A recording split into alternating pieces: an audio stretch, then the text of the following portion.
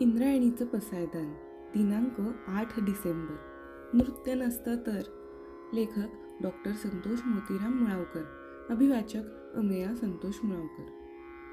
नृत्य नसतं तर रांगोळीच्या अस्वस्थ निरागस आत्म्याला जन्म घेण्यासाठी अंगणच मिळालं नसतं. प्रत्येक घरासमोरचं अंगण वाकडंच राहिलं असतं.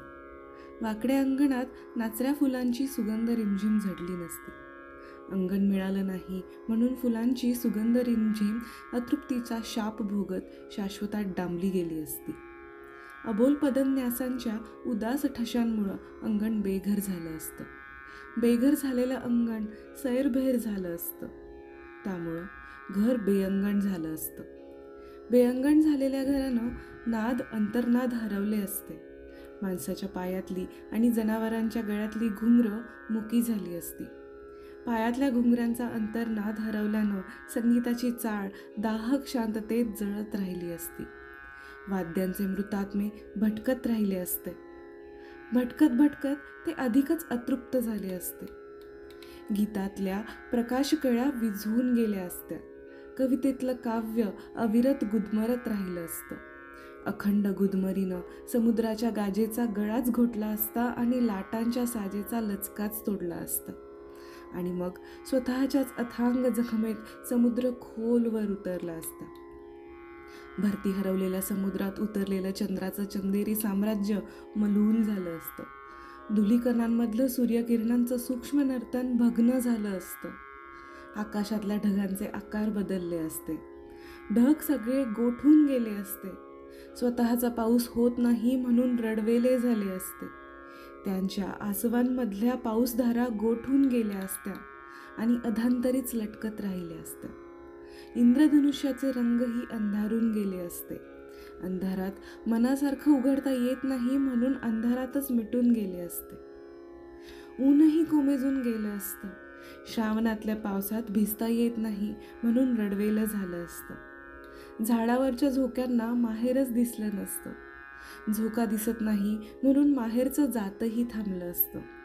मृदगंध हरवल्यानं मातीही सैरभैर झाली असती. मोरपिसातल्या नृत्य सौंदर्यानं आता कुठलाच पर्याय नाही म्हणून आत्महत्या केली असती. मयुराची उद्ध्वस्त नृत्य पावलं जखमांच्या जन्मठेपेत न येणाऱ्या मृत्यूनृत्याची वाट पाहत अधिक अस्वस्थ होत राहिली असती. माणसाच्या मनमोराची त्रकत्रय थकत्रयी गर्भशयात गळून पडली असती. नृत्यमुद्रा नसलेल्या माणूस माणसासारखा बोलला नसता, चालला नसता, हसला नसता, रडला नसता, असला नसता आणि दिसला नसता. नृत्यपल्लवी नसलेल्या माणसाच्या नेत्राला क्रीडेची साध आणि दाद सापडली नसती. नृत्य नसलेले शब्द कुणी कानावर सुद्धा घेतले नसते. माणसाच्या मनात शिरता आलं नाही म्हणून शब्दही भरकटत राहिले असते. नृत्य भिरभिर हरवलेला वाराही सैरभैर झाला असता आणि क्षीण झालेल्या वादळासारखा मुक्या पिंपळ पानांच्या आड स्तब्ध राहिला असता.